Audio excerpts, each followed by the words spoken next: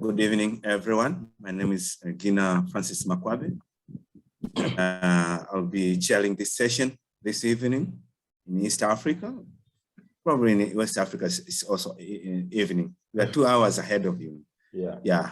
So my co-chair will be Dr. Frida, who is a consultant pediatrician nephrologist in Tanzania, working at AHN as well. And Dr. Jonathan Wala from Nairobi, Kenya. I think he will be joining soon. He's also a consulting nephrologist and physician working at Accra Teaching Hospital in Kenya, Nairobi. So we have a couple of panelists. I mentioned few. We have Dr. Lloyd Vincent, who is much more popular to every one of us. Dr. David Mwaipaya, who is our co-host. And Dr. Tarindwa, Dr. Amar, Dr. Frida, Dr. Manjusha, Dr. M.Phil, Dr. Rahendra Bhima, and Dr. Robert Subira from Uganda. So today's topic is understanding and preventing nephrotoxicity of antiretroviral therapy. And it's a great honor to introduce our today's speaker, all the way from Ghana, Accra, Dr.Abdual-Jalil Inusah is a senior specialist physician and nephrologist, Department of Medicine and Therapeutics, Nephrology Unit, Korie-Bu Teaching Hospital, Accra, Ghana. He obtained his basic medical qualifications from the Kwame Nkrumah University of Science and Technology, School of Medicine, Medical Sciences. He's a member of West Africa College of Physicians and holds an M.Phil in nephrology from the Stellenbosch University in South Africa, as well as Master of Public Health from the University of Ghana. So Dr. Abdual-Jalil, you are welcome. The floor was so excited, waiting to hear from you. Okay. Thank you very much, Gina, for this very warm welcome.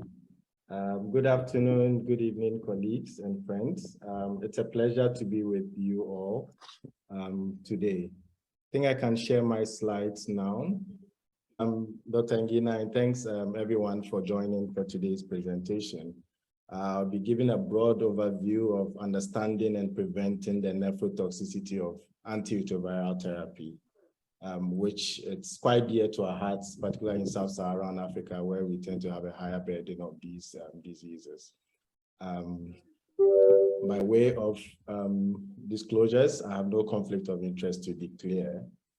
So this will be my outline. I'm going to give a broad overview of kidney diseases in HIV, looking at the clinical presentation of ART-related kidney disorders. I'll also discuss the strategies to minimize ART toxicities, as well as factors to consider in selecting ART in HIV-infected patients with CKD. And I'll try to zoom in briefly on optimal antiretroviral therapy in kidney transplant recipients. We've had a presentation by Prof. Naika on the kidney spectrum of kidney diseases in HIV, so that would not be the focus of my presentation. And I'll try as much as possible to zoom into the antiretroviral therapy nephrotoxicities as much as possible. So by way of introduction, all known to us, HIV still remains a major public health problem, with an estimated number of 38 million people living with HIV infection worldwide. Unfortunately, for some of us, the burden of HIV and its related kidney disease, it's greatest in resource-poor settings, such as in Sub-Saharan Africa, where majority of the people with HIV live. There's an increasing number of people living with HIV who are on antiretroviral therapy now.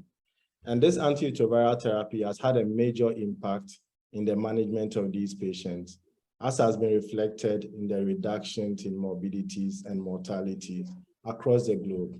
But unfortunately, these same drugs have been associated with a number of toxicities, including those affecting the kidneys, and that will be the essence of our presentation for today. Just to give a snapshot, in Ghana in 2019, the HIV prevalence was estimated at 1.7% amongst adults, with about 20,000 odd new cases diagnosed and over 340,000 people living with HIV currently in Ghana. The fortunate thing for us, at least, is that about 46% are actually on ART. Some years back, it used to be woefully low. So we're making some progress with regards to that. So the burden of CKD and end-stage kidney disease remains quite high in HIV population, and it can manifest in a variety of ways as depicted in this slide here. It can manifest as an acute kidney injury, usually multifactorial in origin, from things such as opportunistic infections. It may also manifest as HIV-associated kidney disease, as in the case of HIVAN, the prototype or classic disease, kidney disease in HIV, as well as things like immune complex mediated kidney disease.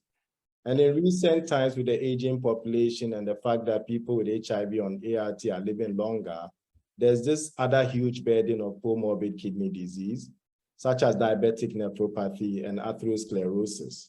And these have additive effects in addition to the HIV with regards to the development of CKD and end-stage kidney disease. And finally, the essence of our topic today would be treatment toxicities from exposure to lifelong ART, and of course, other medical therapies for HIV-related infections, which have the potential to cause or exacerbate kidney injury. And as we are aware, there are several, currently over 20 different drugs available on the market for HIV treatment, and then nephrotoxicities tend to develop with quite a number of them. So I'll be looking at the pathologic classification of HIV kidney disease. Again, I mentioned Prof. Naika gave a broad topic on that, a presentation on this, so I would just give a broad overview. The spectrum of renal pathology in HIV is quite diverse, as shown in the figure in there, and it includes things ranging from glomerular diseases, tubulointerstitial diseases, vascular dominant diseases, as well as other CKD comorbid conditions in people with HIV. And this is a proposed classification from the recent KDIGO Controversies Conference, as was held in Cameroon 4 or 5 years ago. And this is very important for us to consider, especially when a patient with HIV comes in with kidney dysfunction. And we should be looking at all these things to be able to really tell what the cause of a kidney dysfunction is, and that will guide our management of such patients. Briefly on the epidemiology of ART nephrotoxicities, the most common nephrotoxic effects associated with ARTs would include crystal-induced obstruction, secondary to use of protease inhibitors, mainly indinavir, which has fallen out of favor in recent times, and atazanavir, as well as proximal tubular damage related to tenofovir. AKI in the setting of HIV infection typically occurs with other things on board, such as severe opportunistic infections, rather than as a sole consequence of a nephrotoxic ART. However, the nephrotoxic component is quite a significant proportion and plays a huge role in AKIs among patients with HIV coming in with acute kidney injury. Also, these ARTs have been associated with the development of CKD. And again, the major drugs implicated in such would be indinavir, atazanavir, and tenofovir as well. So this slide just talks about the clinical and pathologic presentation of ART-related kidney disease. As we are all aware, the kidneys play a major role in the metabolism and excretion of most of these ARTs. And this makes it particularly vulnerable to various types of injuries from some of these agents. Again, the high rate of blood flow through the proximal tubule, as well as the high levels of toxins that it has to process daily, makes it particularly vulnerable to developing drug-related damage. Clinically, ART causes various kidney syndromes, as depicted in the figure here, ranging from electrolyte and acid-base disturbances, including lactic acidosis, as well as other forms of AKIs and chronic kidney disease. These injuries would occur via multiple mechanisms, as I've already mentioned, including direct tubular toxicities, allergic reactions or interstitial nephritis, and in some cases, precipitation of the insoluble drug crystals within the tubular lumen, as well as some drug-drug interactions on board. Commonly, TDF, it's the backbone of most of our ART regimen, and several studies have actually shown that it causes proximal tubulopathy, usually resulting in overtly Fanconi syndrome, AKI nephrogenic diabetes insipidus, and other forms of CKD. Most times, however, these may be subclinical and only detected when you screen such patients because it will present with low level of proteinuria as well as phosphaturia, which it's a manifestation of the Fanconi syndrome. However, in about 2% of the cases, they may actually have severe tubulopathy, which progresses to a decline in the GFR and other bone abnormalities such as osteomalacia and pathologic fractures. Of note, however, is that once the TDF is taken away or withdrawn, the tubular defect usually reverses. However, the GFR may not actually recover to the baseline. And there are factors that actually predict whether such patients will recover. So for somebody who you wait so much or so long for the GFR to decline so low, then the risk of recovery may be low, in addition to other factors that we may consider later on. And in terms of interstitial nephritis, any antiretroviral therapy actually, or any antiretroviral drug, may actually cause interstitial nephritis. However, it's atazanavir and dinavir that have most commonly been linked with interstitial nephritis, and indeed nephrolithiasis. And there are case reports of the fusion inhibitor enfibertide, which really is not available in Ghana currently, associated with the development of membranoproliferative glomerulonephritis, or depending on where you're practicing from, mesangiocapillary glomerulonephritis. Additionally, drugs like zidovudine, DDS or diadenosine, and some integrase inhibitors have the potential of causing rhabdomyolysis with resultant pigment-related kidney injury. And these should be considerations when patients on such medications come in with an acute kidney injury.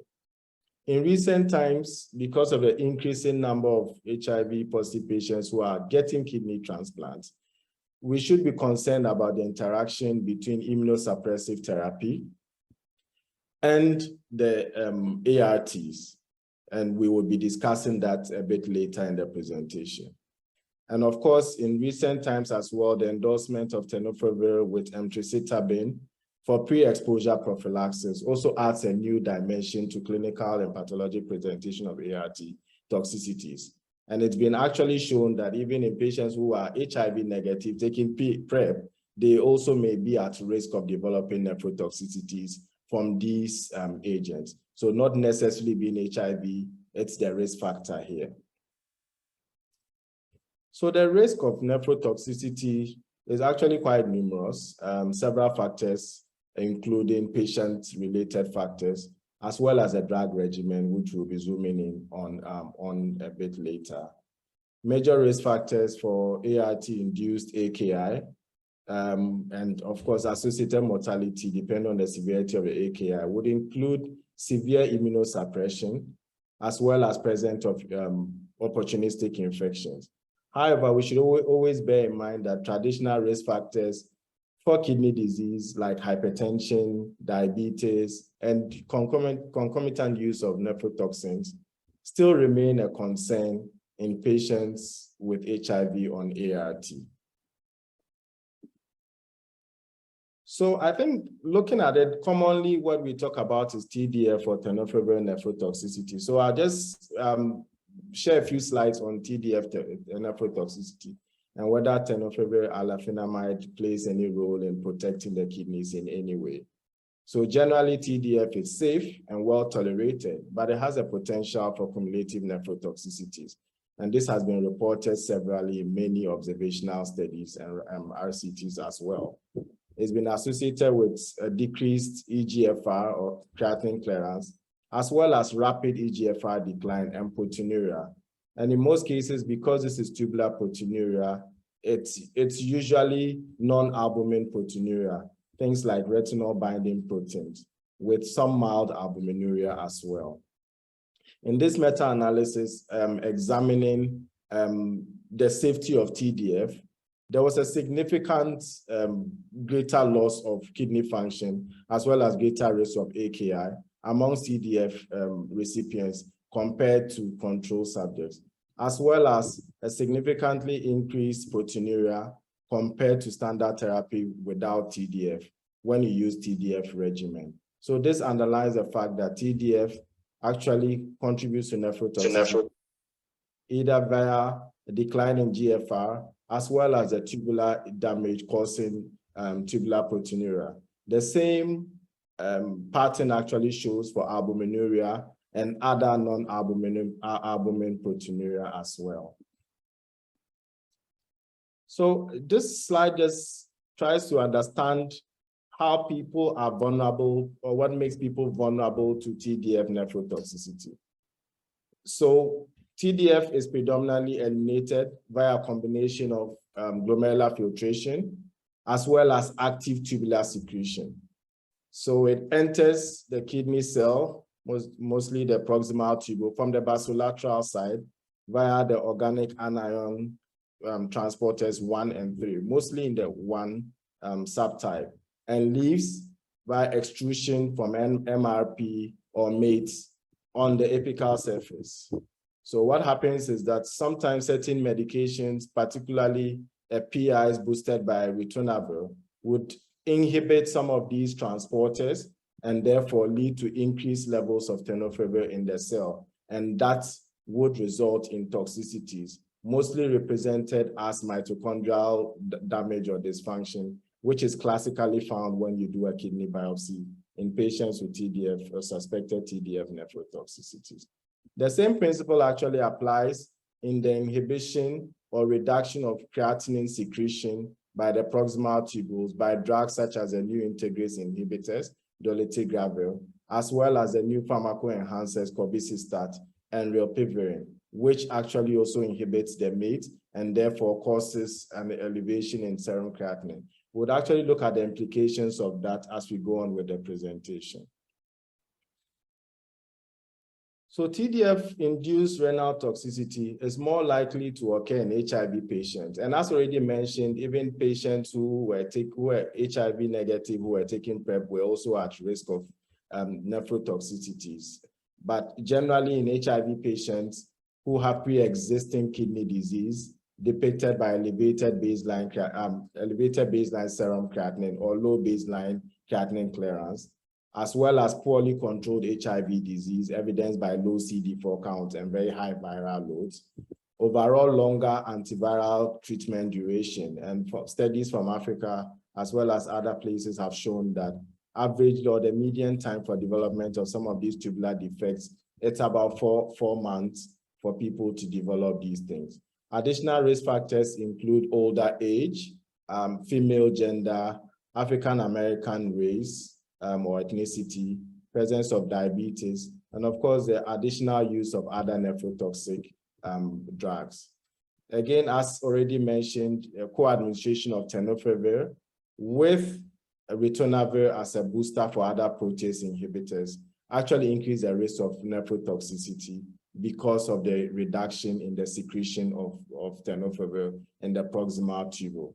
This same effect can occur with cobicistat, which also increases tenofovir exposure and increases nephrotoxicity from this toxicity. I'll briefly mention that in terms of the channels that extrude or secrete tenofovir into the tubules, there may be mutations in the ABCC2 or ABC or 4, which encodes the MRP2 or MRP4 channels, and therefore they may have accumulation of tenofovir and nephrotoxicity resulting from that. So what about tenofovir alafenamide fumarate, TAF? So basically, the active ingredient is tenofovir for both TAF and TDF. So TAF and TDF are prodrugs of tenofovir. So what happens is that TAF is formulated such that it's stable in plasma and only releases the active tenofovir within the lymphoid cells, and therefore it tends to have a lower concentration in plasma of tenofovir as compared to TDF, which tends to be quite unstable in plasma, releasing a lot of tenofovir, increasing plasma concentration of tenofovir, and therefore increasing nephrotoxicities for that. And therefore, the lower risk or anticipated risk of kidney and possibly bone toxicities, it's as a result of the very low levels of active tenofovir released by TAF. However, as already mentioned, intracellular levels of tenofovir is quite high with TAF because it's quite stable in plasma, only releasing tenofovir and that. And this has been shown to have caused a similar virologic or no difference in virologic response for patients who are put on TAF compared to people who are put on TDF. So there's a win here where there's still virologic response, but low plasma concentration or plasma levels tend to be protective of the kidney from nephrotoxicity. Again, we see from here that clinically significant decline in GFR is actually less with TAF than with standard therapy with TDF. So basically, clinically significant renal events will be less frequent in patients who are taking TAF-based regimen as against a TDF-based regimen. And it's actually been shown that discontinuation of TDF and switching from either TDF to TAF have been associated with improved kidney function in people who actually develop kidney dysfunction whilst they were on TDF. Additionally, tenofovir alafenamide also has less effects on proteinuria, as you can see, because this is the TDF arm where the change, in baseline proteinuria is actually high compared to the use of TAF, where there's actually a decline in the levels of proteinuria. Same applies to all the albumin and non-albumin proteinuria as well. So something brief on protease inhibitors and this associated risk in causing kidney dysfunction. Several observational studies have actually linked atazanavir and lopinavir boosted ritonavir to rapid eGFR decline and incident CKD for multiple reasons. Most of the time, it's crystalluria or nephrolithiasis. And the risk of atazanavir-associated kidney stones would be higher in the patients who are dehydrated, as well as people who produce alkaline urine, or patients with a previous history of nephrolithiasis. Indinavir, as I've highlighted here and I've mentioned earlier on, has actually fallen out of favor in places where the resources are available because it causes severe adverse renal effects, including nephrolithiasis, AKI, CKD, and papillary necrosis. And therefore, it has actually been superseded by the newer protease inhibitors like darunavir, which have been associated with improved kidney function compared to the older PIs. So how do we assess kidney function in HIV-positive patients on ART? Until specific studies are done to highlight this, the current CKD screening and monitoring guidelines should be followed in HIV-positive patients. Actually, the CKD EPI equation appears to be the most accurate estimate among these individuals stable on antiretroviral therapy. There are a few caveats, however, that we should consider.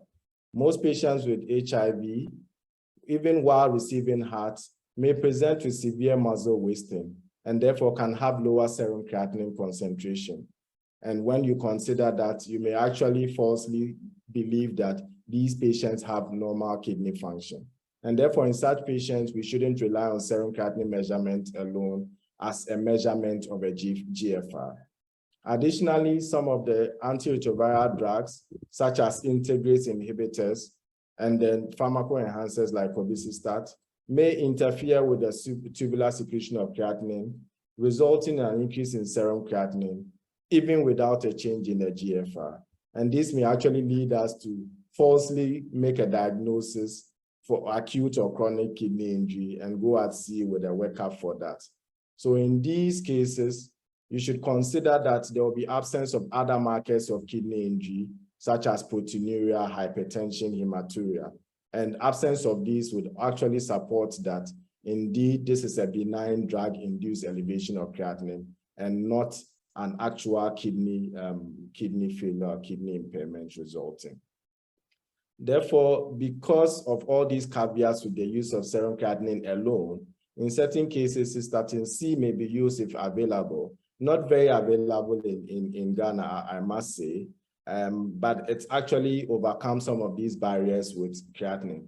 Only thing that we must consider with the use of cystatin C would be that it tends to also be increased in inflammation, particularly in our HIV population. So you may actually have high cystatin C depicting kidney dysfunction, which actually does not exist.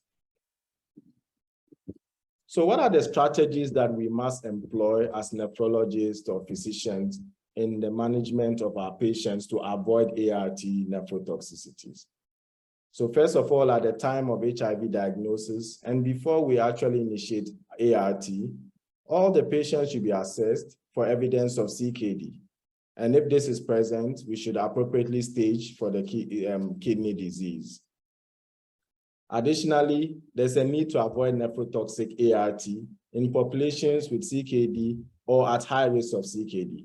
For instance, as mentioned earlier, we should avoid drugs like indinavir and switch these patients on these to the newer agents because of a very high nephrotoxicity rates of indinavir, as well as a high daily fluid intake required for people who are actually on indinavir.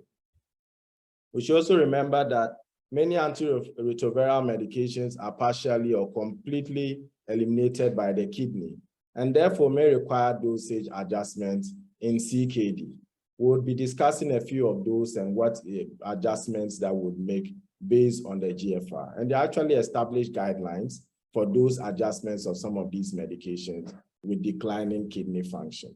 But the caveat is that most of the non-nucleoside reverse transcriptase inhibitors, PIs and integrase inhibitors, do not require those modifications in CKD or end-stage kidney disease. However, the nucleoside reverse transcriptase inhibitors would require those adjustments. Additionally, kidney function should be monitored on a regular basis in patients with HIV receiving any antiretroviral agent, more so those that are known to be nephrotoxic, such that any new onset decline in GFR as well as proteinuria would be evaluated promptly, and then the risk factors and other medications that probably cause this decline in GFR or increase in proteinuria will be addressed.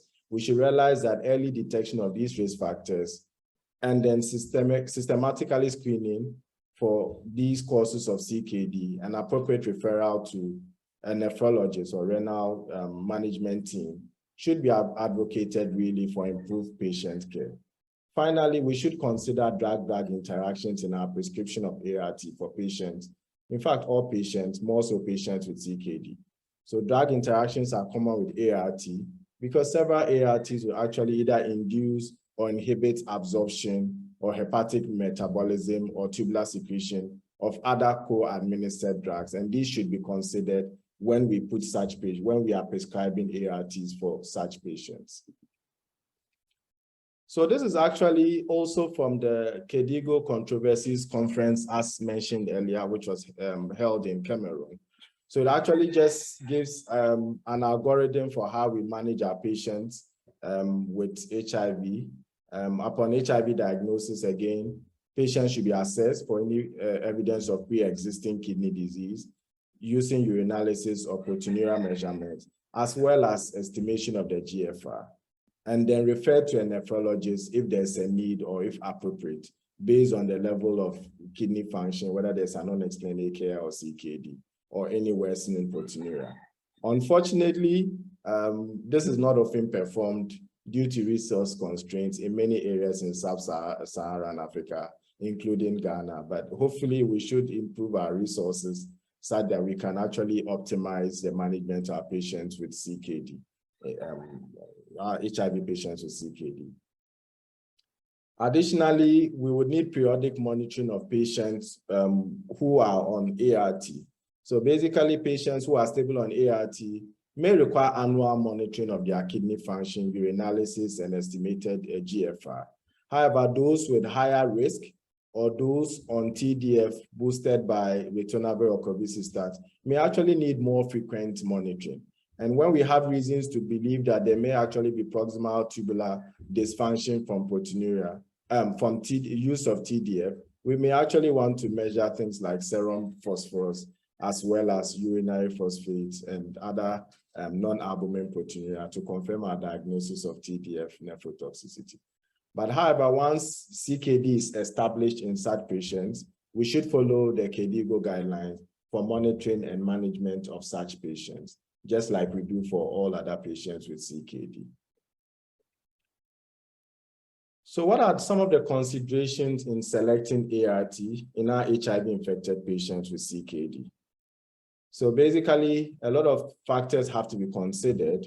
Again, patients with baseline kidney dysfunction may benefit from tenofovir-sparing regimen when such resources are available.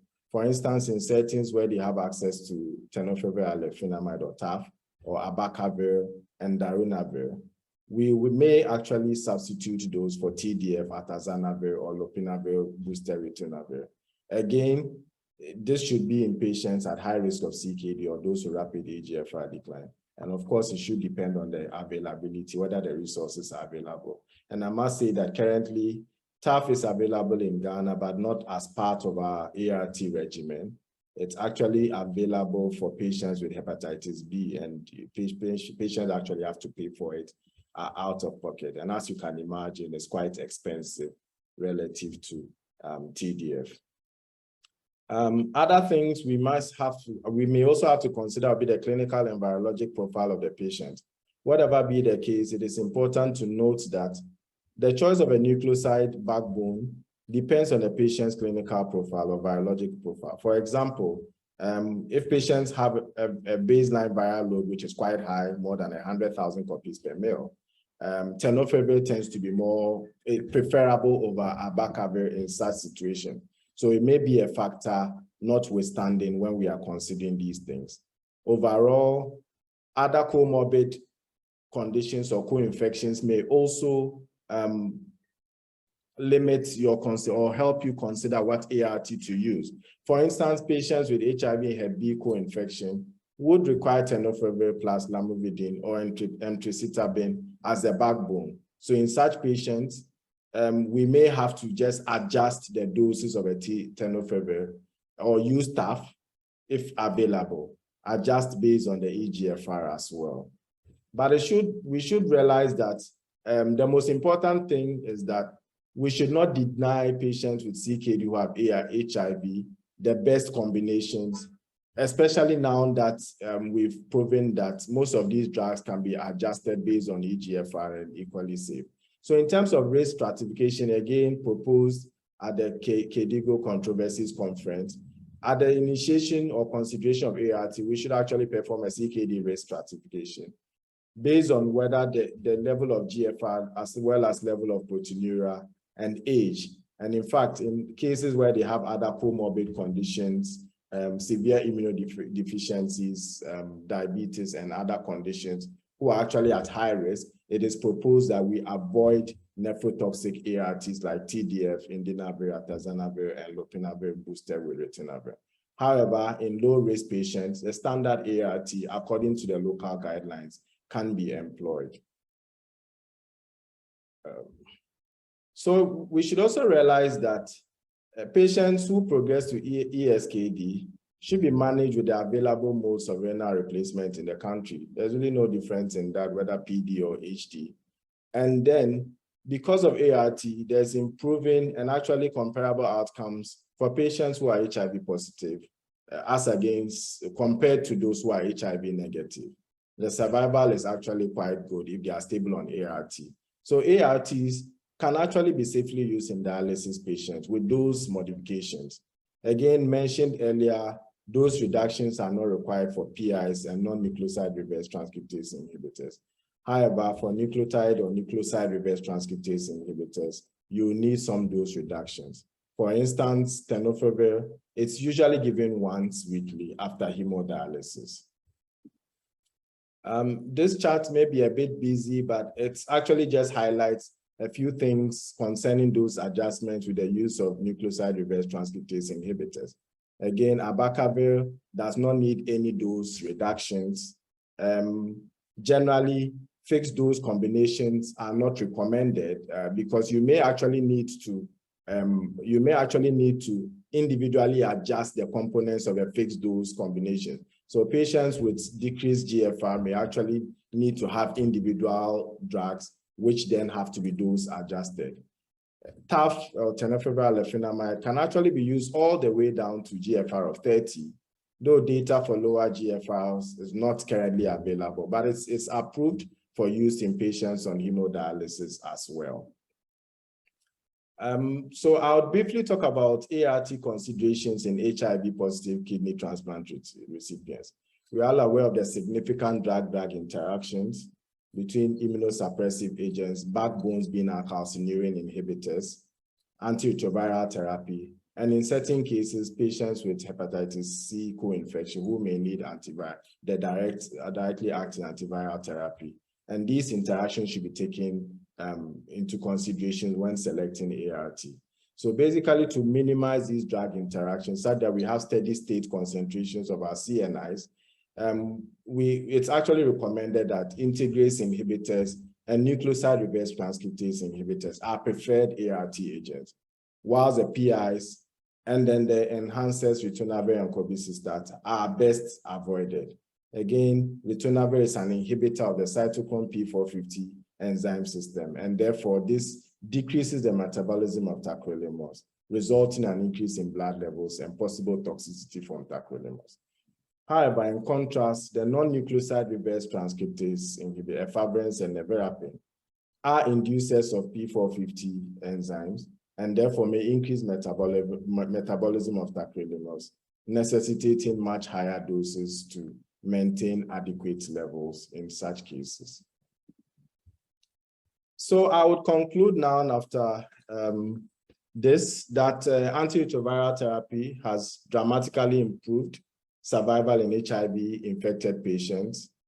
However, precautions should be taken to avert ART-related nephrotoxicities. Early detection of risk factors and screening for CKD and appropriate referral for kidney disease management should be advocated. Appropriate ART dose modification, close monitoring, and avoidance or cautious use of potentially nephrotoxic medications is required in patients with pre-existing CKD or who are at risk of kidney damage. And also, we should realize that fear of possible nephrotoxic effects is not a valid reason to withhold life-saving ART, as most of these drugs can be dose modified or there are alternatives for that. Thank you for your attention. These are some of the references that I looked at in the presentation of the talk. Wow. Thank you very much, Dr. Abdual-Jalil. That was excellent presentation. Yeah, so for those who joined a bit late, the topic was understanding and preventing nephrotoxicity of antiretroviral therapy, and it was very well presented by Dr. Abdual-Jalil. And I would like to, to encourage you to type your questions on the chat box or question and answers. So, Dr. Abdual-Jalil, that was very good presentation, and I just wanted to know that, we use tenofovir in most of our patients, especially in Tanzania, for example. But for dialysis patients, we actually don't adjust the dose.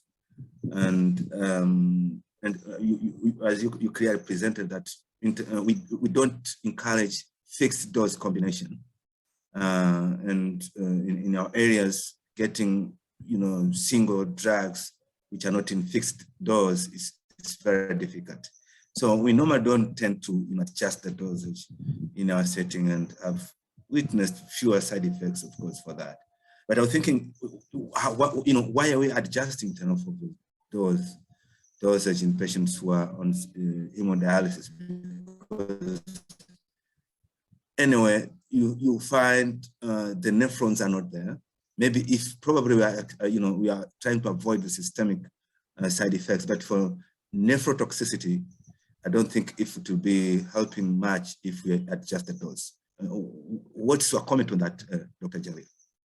Okay, thanks, Dr. Gil. I understand that. I mean, but you do realize that even patients on end stage may have a bit of residual renal function as well. And so you would want to preserve that. As a matter of fact, you would also want to avoid any form of nephrotoxic agents. So I'm just assuming that because tenofovir is eliminated via glomerular filtration as well as tubular secretion, as GFR actually declines, the proportion or the contribution from tubular secretion actually goes higher. So if you have normal doses of tenofovir not adjusted, and then the organic anion transporters are putting them into the proximal tubular cells, and therefore you are not able to excrete enough, then there's a risk of nephrotoxicity, and therefore you can actually have loss of your residual renal function from that.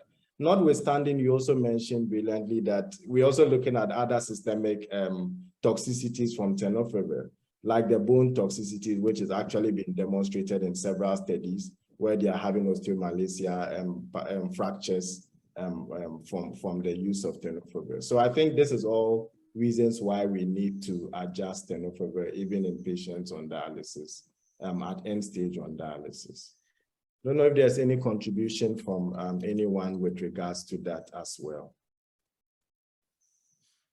All right, thank you very much. Is there any contribution on that? Okay, from the panelists, you can just speak out. Yeah, so can you go through the question and answer, or should I read it for you? Well, I can actually read that. I see a question from Maza Amirali. Maza, hi. Thanks for a great presentation. Okay, you've made a tricky topic easy. I'd like to ask, how common are ART-associated nephrotoxicity, especially TDF-associated nephrotoxicities? And secondly, can one diagnose ART-associated nephrotoxicity with the help of a kidney biopsy if the clinical picture is not clear? So I would start off from that, the role of kidney biopsies. Again, an indication of a kidney biopsy would be an unexplained kidney dysfunction. So once the clinical picture is not clear, we always want to get tissue to be able to look at that.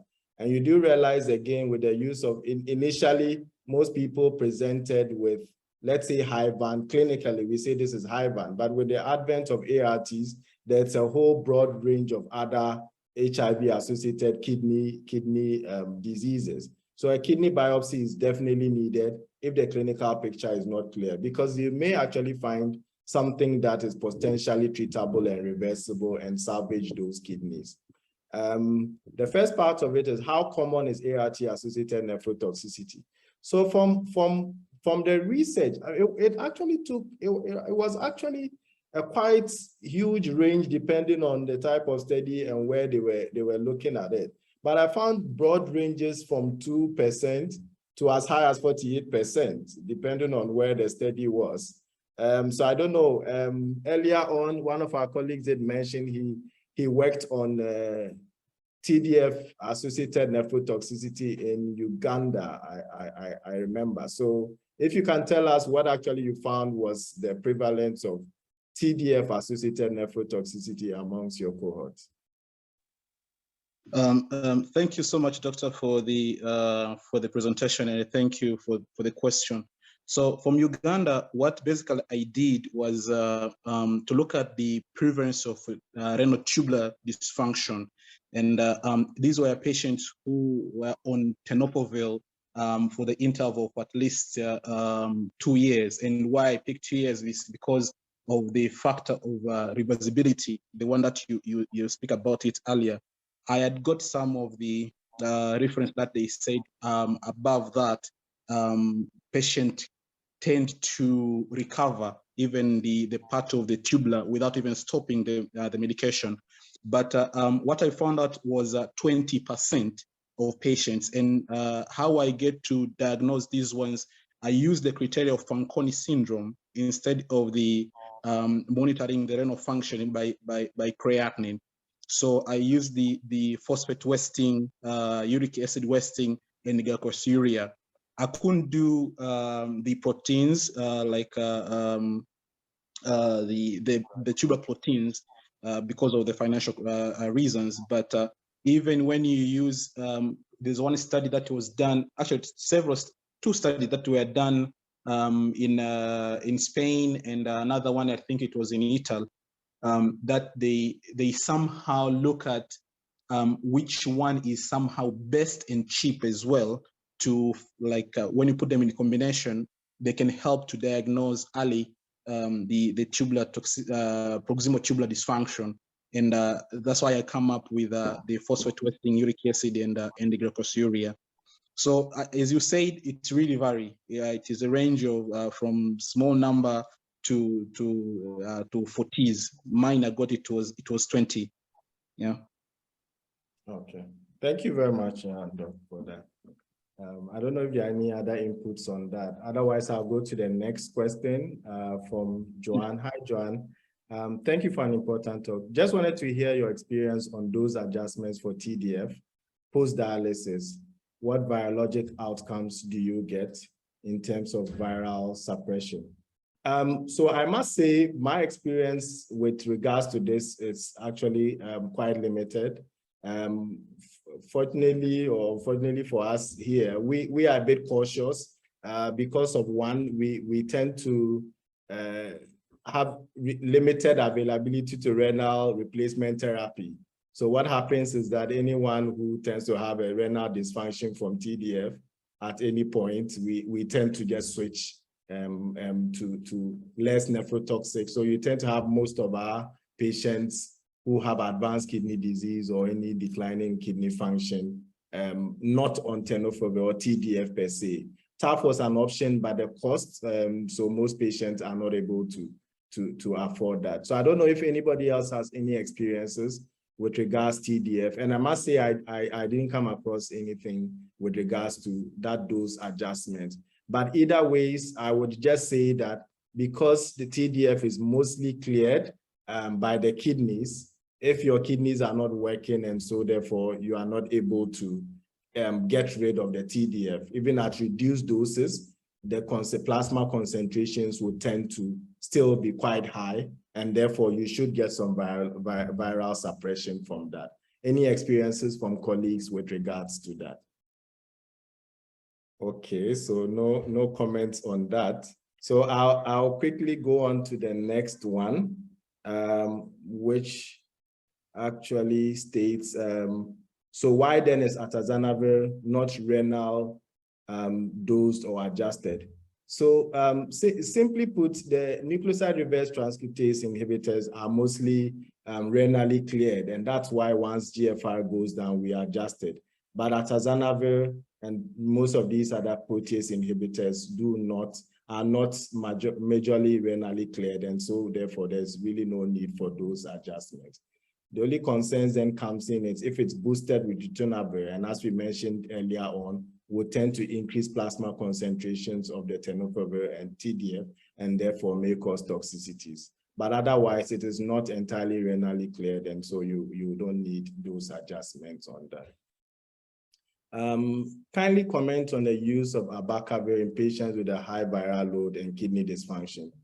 Again, from all the guidelines, abacavir, it's not renally,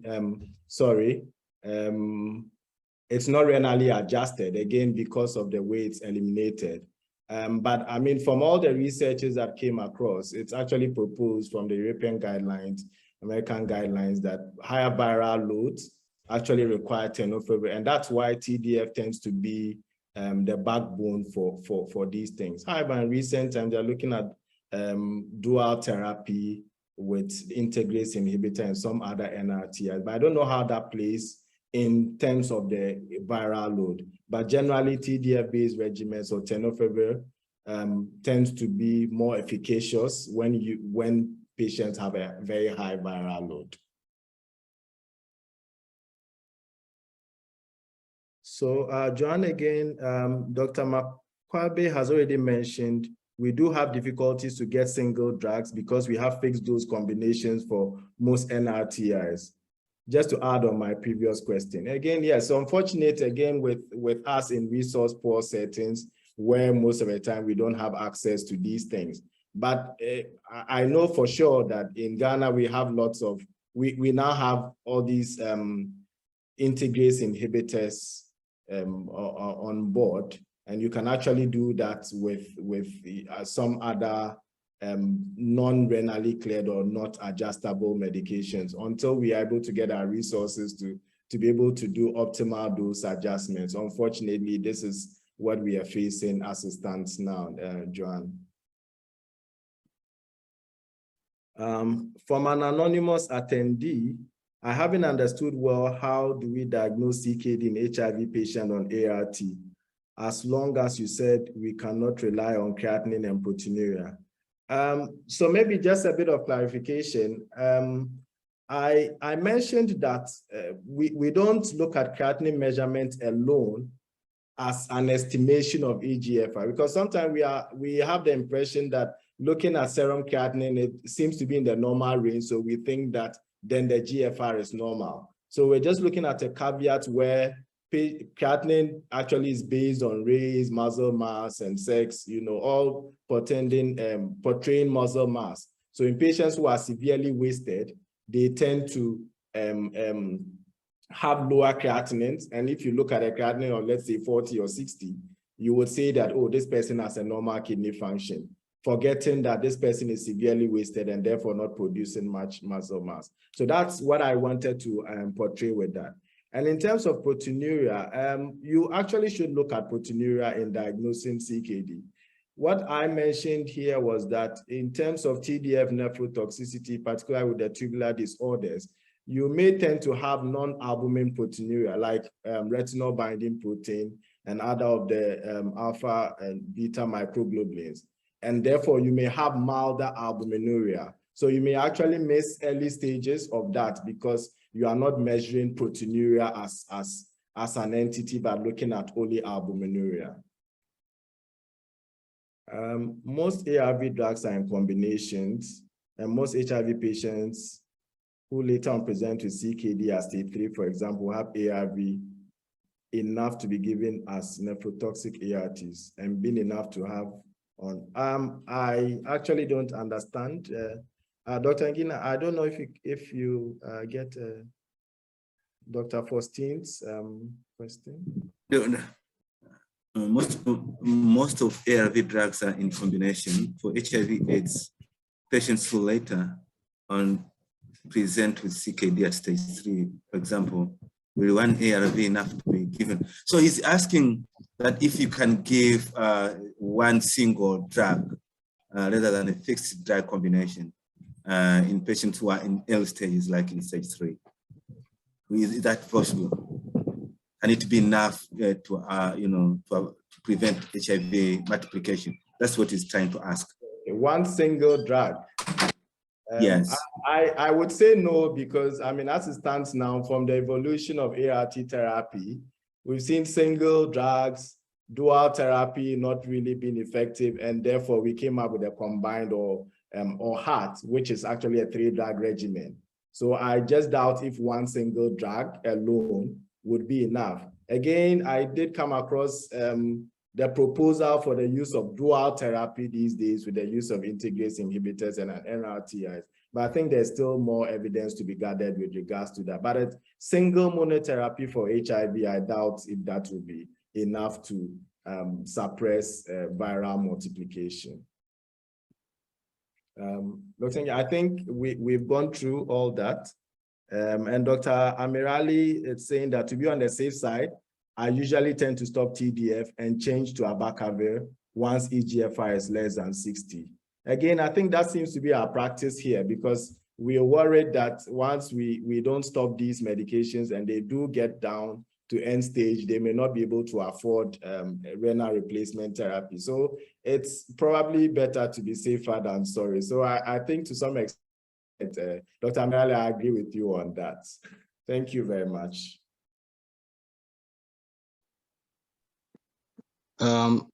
Thank you, Doctor, for the response to the questions and for the presentation.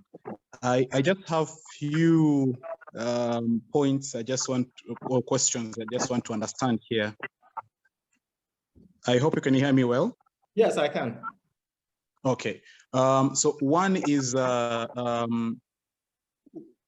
the guidelines are directing us to stop or to switch the TDF when the EGFR is less than 30, less than 60, and for TAF we can go up to 30.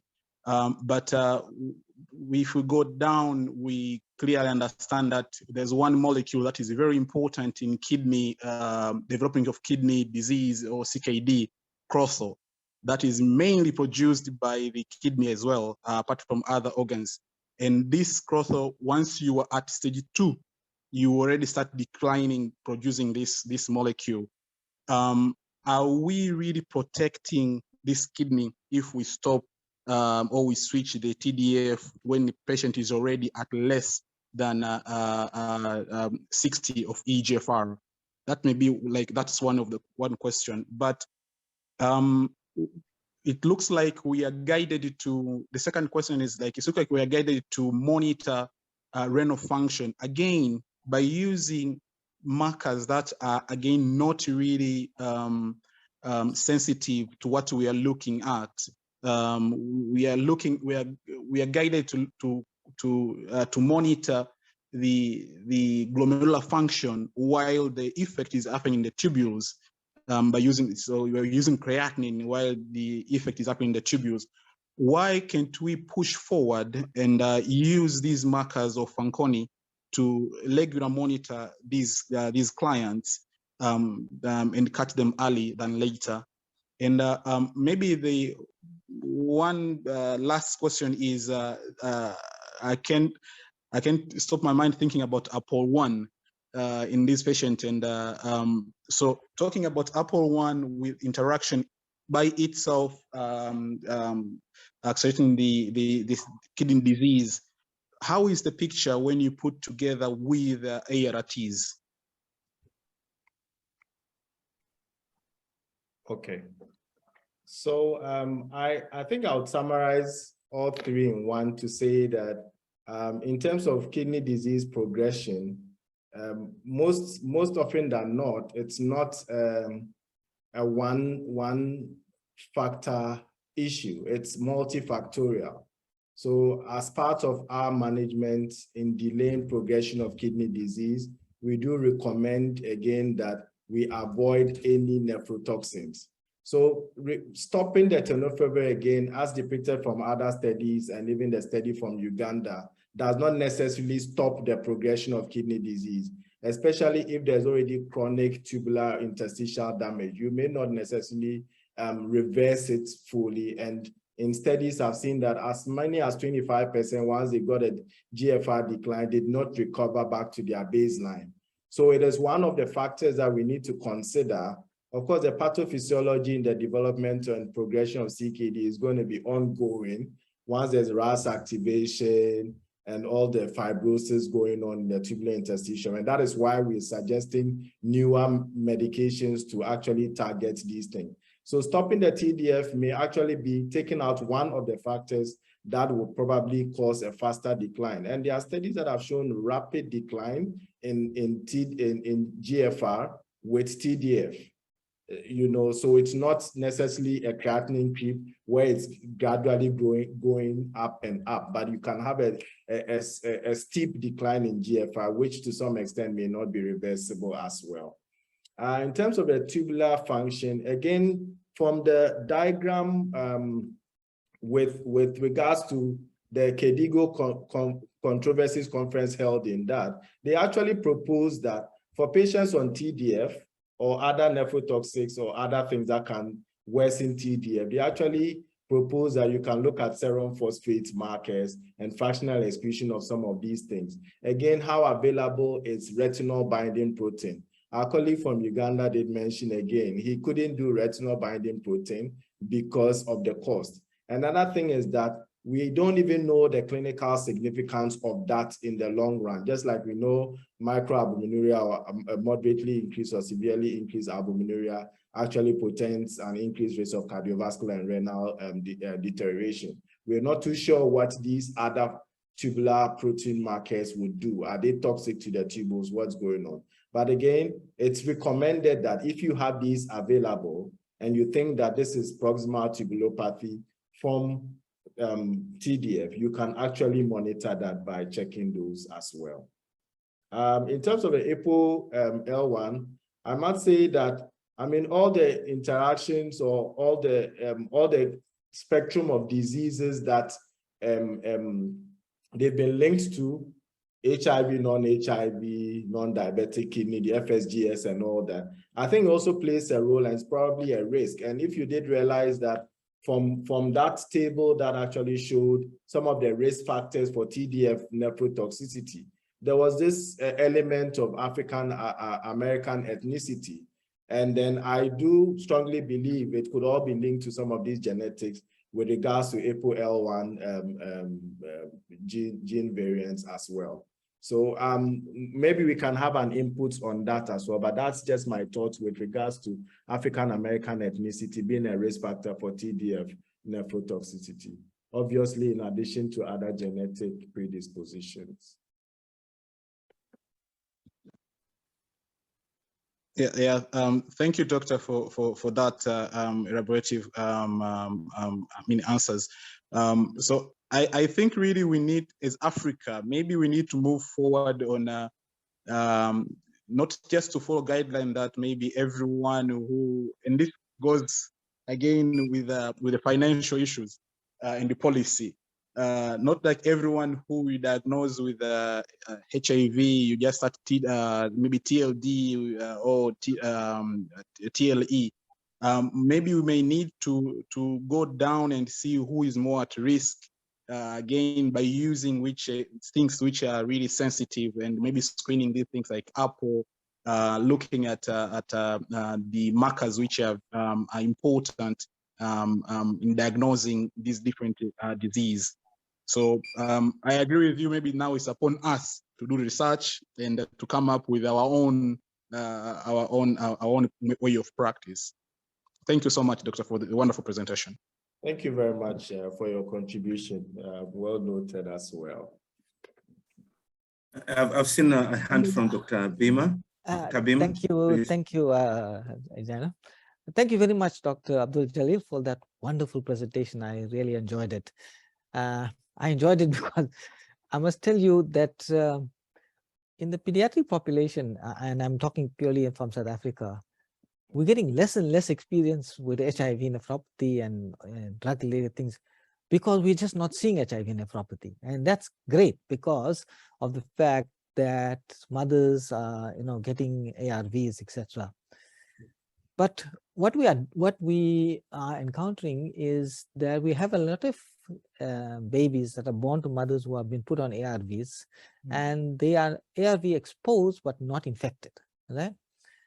But I don't have any experience of what cross-placental toxicity is, because these mothers are generally put on nevirapine, AZT, or what you call it, but not tenofovir, okay? And the thing is, I must tell you from my experience, because PREMs are so different, I mean, they have low GFRs, they have proteinuria, it's very difficult to say, whether this is any acute kidney injury is due to the drug or whether it's due to just the prematurity itself, So do you have any comment on that? I know you're not in the pediatric population, I mean, this thing, but from your reading, have you come across anything? Well, I must say from my reading, I did come across rather tubular dysfunction in newborns from mothers using TDF actually, but not in preterms in particular or per se. or that's particular. I'll be interested to reading that from you soon, Prof.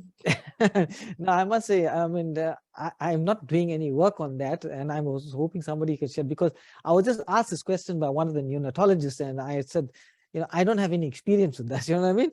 I must say it's a fertile field for research, but it's something that we just previously the commonest cause of HIV, commonest cause of glomerular nephropathy we saw in the older child who was HIV exposed was, of course, HIVAN, right? And it was classical FSGS. We didn't see collapsing FSGS commonly in children. We did see it, but it was only about 20% compared to adults, where it's about 80%. Okay, so that's one major difference. So we saw classical FSGS, but just before TDF became, part of the common normal regimen, I must say pediatric HIV just went on to the decline. So I don't have experience with that. I mean, compared to what, of course, your guys are seeing in the adult population. You know what I mean? So that's something, unfortunately, which is a missed opportunity for research, but good for the patient. I mean, we're not seeing Actually, it. I was going to say that. Yeah, I'm very happy with that. See, but thank you so much for that presentation. That was just more of a comment, but thanks for shedding light on that. I appreciate it. Very much, Prof. Thank you. So that's a very good comment. It's I think an area for research. So we have Dr. Manjusha Yalda, and then Dr. Robert will follow. Yeah, Dr. thanks. Manjusha? Yes. This is Dr. Manjusha from India. An excellent presentation. I think from India, what I can say is that, yes, we do have good number of patients of HIV who are being treated with various drug regimens according to the government. Of course, all the drugs are given free by the government under the NACO program. But in our center, which is a tertiary care referral center, which deals with the retroviral patients as well, including the renal insufficiency management with respect to the dialysis services, as well as most commonly what we find is urological problems that we find in retroviral patients. They're all referred from the state across to our center, where the urological interventions are also done for these people. So what we had found in our this thing was about more than 50% are coming to us with suspected this TDF related renal toxicity.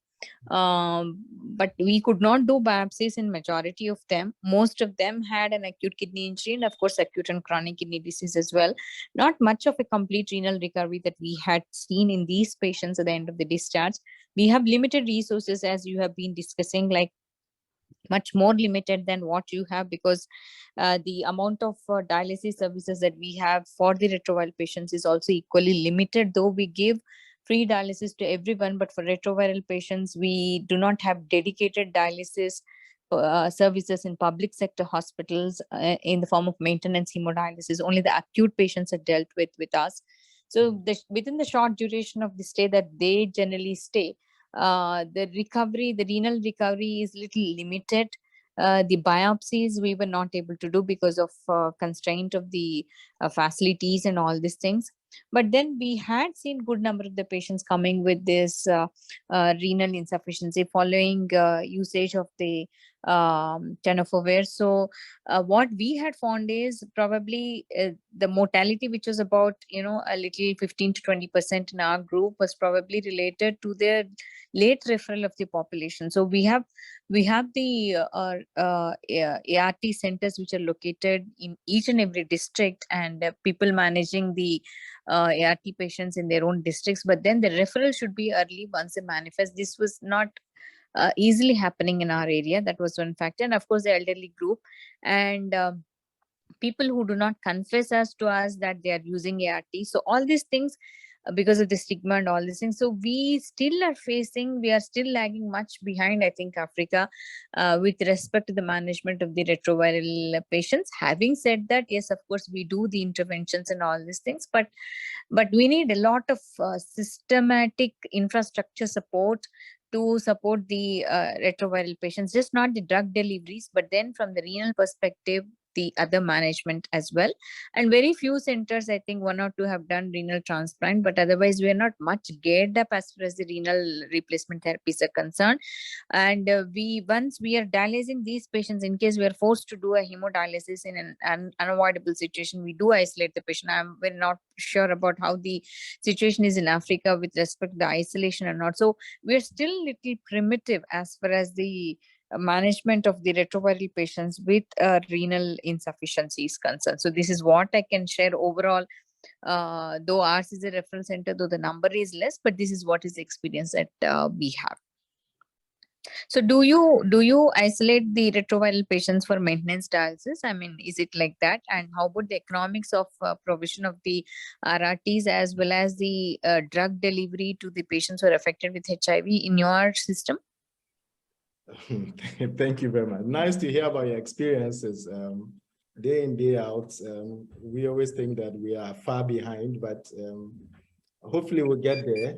Unfortunately, the state doesn't pay for dialysis, maintenance dialysis for end-stage kidney disease patients in Ghana. We are pushing forward. We're pushing to see whether we can actually have the states to cover that. As it stands now, all the patients have to pay out of pocket for dialysis. And most patients actually do 2 sessions a week rather than the recommended 3 times. But I mean, from the data we have, quite a number of them are doing very well, even with the 2 sessions. With the situation of the isolation, so currently we still do isolate HIV, Hep B, and of course Hep C. We actually have dedicated machines for that in our center. And very few centers actually across the country actually do dialysis for those with the HIV, Hep B, Hep C. And so you have almost all of them trooping into our center to get dialyzed as well. So there's still isolation across the country, and that's the situation. Yeah, we don't have maintenance dialysis. So you do have regular maintenance dialysis in your center for the HIV patients? Sorry? You do have maintenance dialysis units for the HIV patients on a regular basis? So it's actually not a center per se. It's the same unit, but it's an isolation corner where we put in a few machines for those who have HIV. It's not a dedicated center for them per se. Right. And the economics of the provision of the drugs is free for your patients? No, paid, I think. Yeah. Little different. Okay, right. Thank you. An excellent presentation. Thank you so much for the opportunity. Right. Thank you, Doctor. Dr. Robert, please. Yes, Dr. Jamil, thank you very much. Thank you. Thank you very much for a very wonderful presentation. Excellent. I actually have to make a presentation in India about the same topic, maybe largely mechanisms, but you've made my work very easy. I just want to say a few comments on the issue. In Uganda, we actually don't isolate people with HIV when we are dialyzing them chronically. The government pays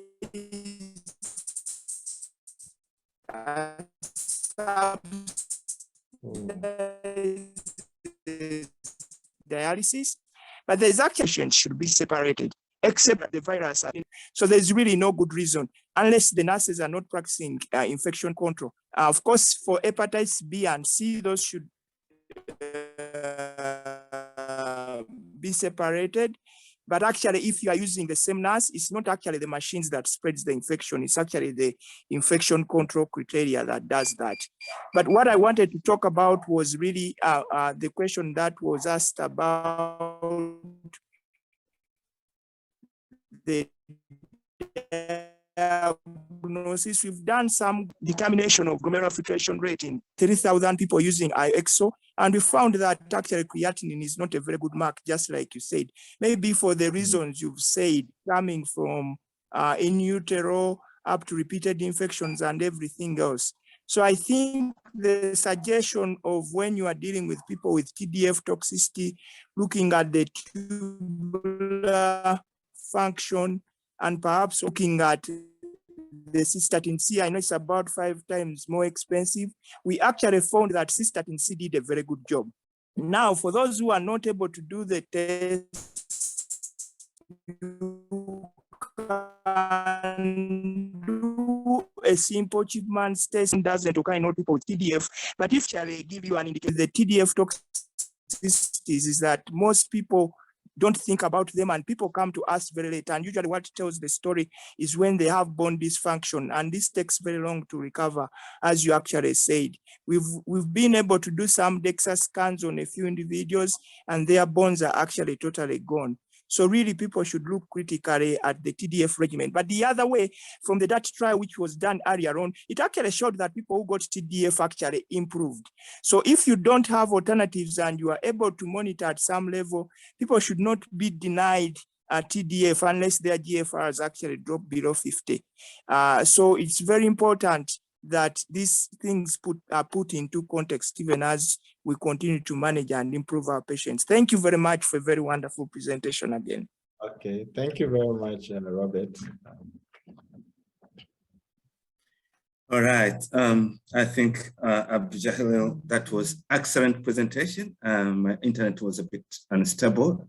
I think I'm audible. Yes, so that was very good presentation.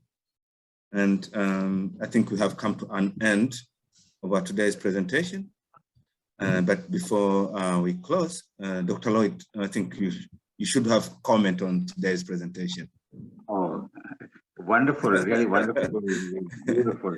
What a wonderful presentation, excellent coverage, and the questions were so much. I think we've now shot over time by a significant degree.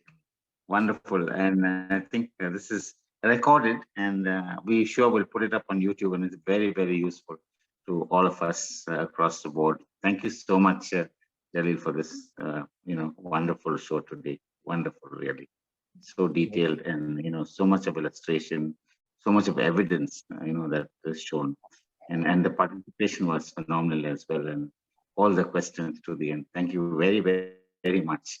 We're going to catch you again in the future, so please be ready.